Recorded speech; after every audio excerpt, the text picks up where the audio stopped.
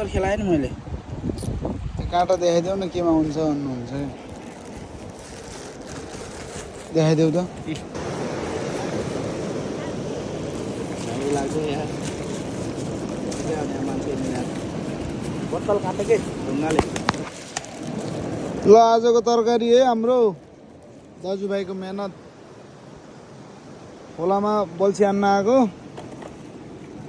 साइजको भन न।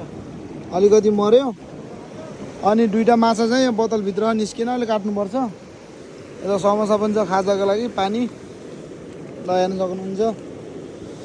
यो हो किरा यही किरामा खेलेको है हामी। यहाँ मान्छेहरू भएर माछा नै परेन कि मान्छेहरूले यहाँ फोटो खिचाइरह नि त सिलामा।